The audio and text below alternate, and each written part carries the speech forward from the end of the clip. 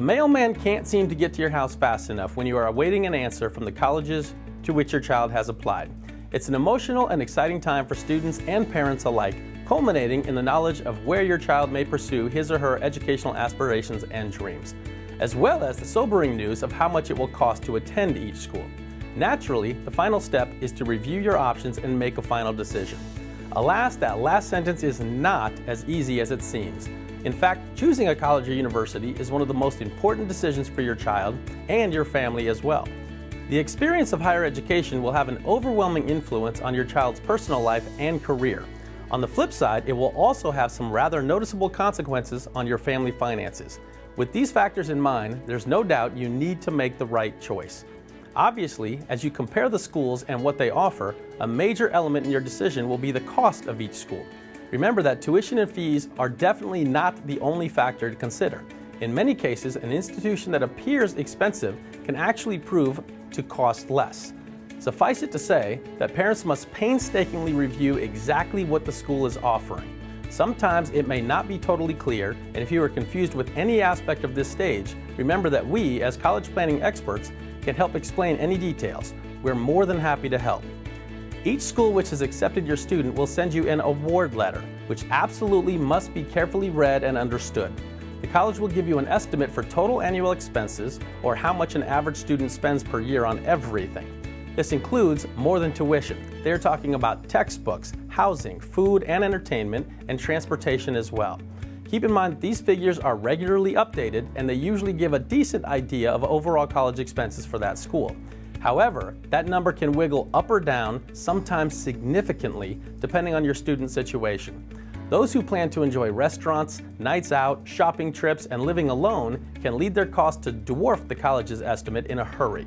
On the other hand, living at home or with family allows you to subtract the cost of housing and also factor in your current grocery bill as well.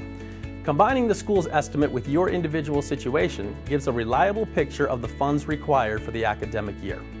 If you are not already acquainted with it, your expected family contribution, or your EFC, will become very familiar over the coming months. This is the amount the federal government has decided and notified your schools that you should be able to put towards your child's education. Be forewarned, almost everyone is of the opinion that the EFC number given to you is absolutely unrealistic. In fact, you'd think that the universities would be likely to agree with you, but they are on the other side of the fence. Schools tend to think that the EFCs are far too low, and their award letters could even require more money than the EFC. The key figure for you, after all of that, is determining your actual financial need. This can be defined as the gap between the EFC number and the total cost of attending the school. This figure is mostly used by the institutions themselves to calculate your financial aid rather than for your own personal use. Be sure to look for any additional monies being offered to your student by the college. They may have listed some scholarships, grants, and loans which are available to students with your child's background.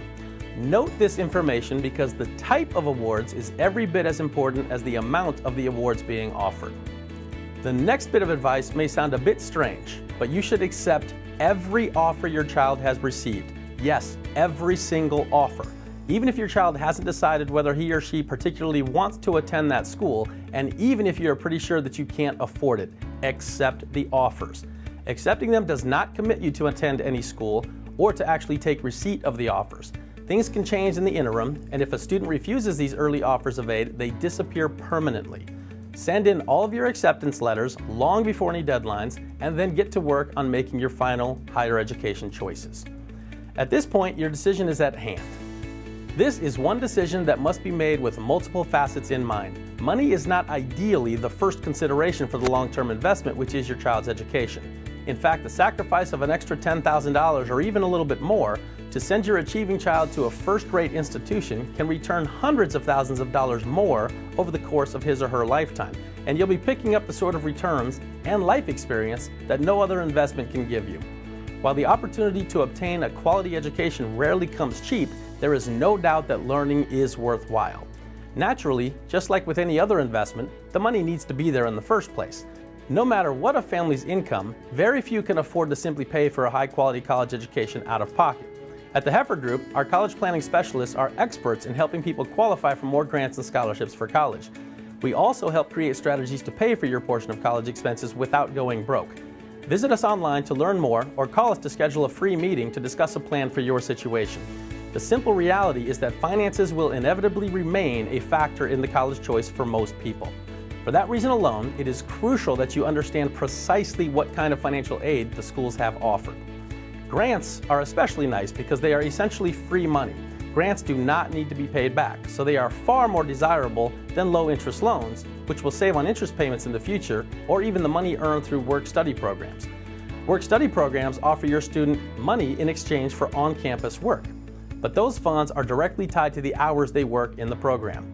These considerations are important because they indicate that a college's offer of $20,000 in award money could actually end up costing you more than an offer of only $10,000. That could indeed be the case if the smaller amount is a grant and the larger is a loan. For a real comparison, be sure to calculate the full cost of any loans offered with interest, along with the time expected for repayment. In addition to the cost of tuition and the awards offers, there are other elements which will need some serious review. For example, the geographic location of the school will affect rent and food costs, not to mention travel, a short car ride versus a plane ticket for the holidays. Consider all of these points and any others that are relevant for specific schools, and you will give yourself a very realistic idea of how much college will cost at each location. Does all of this seem overwhelming? We understand if it is. After all, we are professionals in this field. As such, we recognize that this is an exciting and nerve-wracking time for your family, and we are here to help you fully understand and weigh your options. Additionally, we are uniquely qualified to demonstrate ways in which you might rearrange your personal finances to qualify for more financial aid and help make college more affordable. If your child is a high school senior, then your trek through the college admissions and financing maze is nearing its end. At this stage, you will likely look knowingly and with a little sympathy at the parents of high school juniors whose journey is just beginning. If you are a parent of a junior student, I urge you to do everything possible to favorably affect your EFC right now. You just finished your base year, which means you're already in this process. The time to start planning to lower your EFC is now.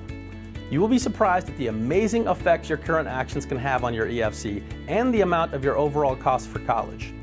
This is the most influential time for you because the schools will consider last year's income in calculating the amount they think you can pay towards your child's education.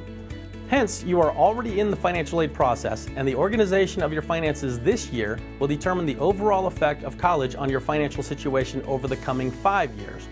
The key is that you don't procrastinate. Visit our website to schedule a free meeting with one of our college planning specialists. Remember, as a nonprofit company, our college planning services are entirely free. We are a tremendous resource for you in this process, and we'll be happy to help in any way that we can. That's it for this month. Until next month, remember to visit our website to download our College Planning 101 course or to subscribe to our College Planning Experts monthly video series.